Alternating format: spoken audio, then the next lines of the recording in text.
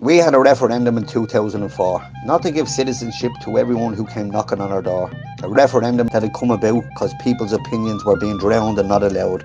Now we see migrants being used as political candidates whose opinions seem to be much more appreciated. Imams telling us we're Islamophobic, the media telling us we're transphobic, Hazel Chu telling us we're racist but thinks it's hilarious Justin Barrett got a milkshake thrown in his face. Joe Loughrane tells us we need to be more tolerant as he chases a Jewish lecturer from the Galway campus. And no one in the whole of Ireland knows who the Nazi saluter was on Barrow Street, which I think is laughable and scandalous. Jerry Adams poses with Antifa, George Hook chased off the radio, Ray Darcy's ashamed to be Irish, and immigrants demand to be accepted and try their best to change us. The people of Oughterard were labelled racist when the whole country knows they're 100% patriots. RT still getting their tuppence in saying it was far right infiltrated while the rest of Ireland was feeling elated. Sure, nobody seen any skinheads or SWAT stickers or Nazi saluters there, just a feeling of goodwill. Their only crime was to care. And why shouldn't they be concerned? Same for the rest of Ireland too.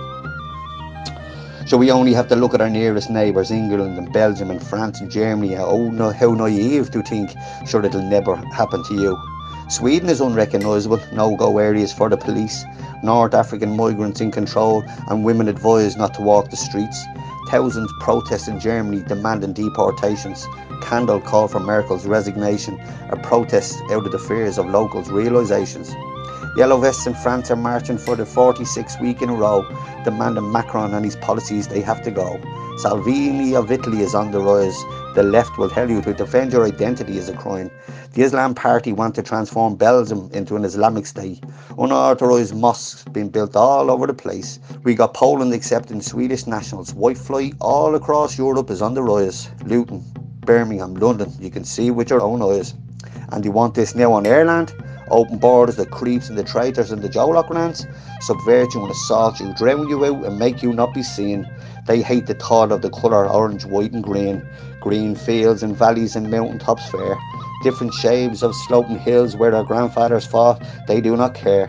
Whether it's the West Port of Mayo and the hill of Crowpatrick, or the castles of Kilkenny, or the waters of Lough Derrick, or the mighty Kinsale in our rebel County Cork, or Kerry's jewel in the crown of our ring fort, or the flowing ferns that blow on Wicklow Mountains from Kilkee up to Clifton, from Inishboffin to Achill Island, to the teeming shorelines and the smiling Irish, Virginia in Cavan, Westmeath and Navan, Clogherhead coast all the way to Dangan, Ballyforn, Mount Ballou, Ballinasloe, we love you. The beautiful Cashel and Tipperary, some of the finest of our fair ladies, from Bantry to Santry, from Killarney to Bray. There's something about this country you've got to fucking say. It's ours, not theirs. We love it, they don't care. We love the fact that the hills are ours, and the smell of the cattle and the taste of the earth, and the fishing knowledge and Finn McCure, and our fallen martyrs who fought British rule, playing conkers with your shoelace string, and listen to your father sing. Why would you want to give away all of this to a dictatorship? Because behind it all they don't give a shit. They'll fuck you overboard just like they did with the sick Irish on the death ships on their way to America. Organised forced genocide of our people, our wealth stolen and our land left in upheaval. Is it just me, or does anyone think history is repeating itself now with PESCO and the formation of the European Army designed to alleviate fears and create EU harmony? What becomes of the Irish soldiers?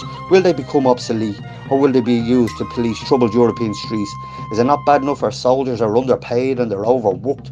Now they'll be last to do the globalist dirty work, while Brussels gives certain people the right to invade and deny the indigenous the right to return, and the politicians in the house of lies and traitors paid over hundreds of thousands expenses and jet setting into the sun. Then our farmers and the industry being treated like scum. They're the backbone of our country, the ones who feed us when we're hungry. They put the bacon in your Sunday fry and the milk in your cereal bowl and the butter in your bread while you're watching TV at home, telling them their pork and their beef is not good enough, while importing Brazilian and Argentinian stock. That's your tough luck. While Brazil burns its rainforest 200 acres per day, and the wildlife and the rare bird species have flown further away to make new nests and rear new chicks, because corporate EU isn't happy with Paddy's beef, fowl and pigs. We're a lab rat experiment and a guinea pig country. Let's squeeze the Emerald Isle for all its resources and money.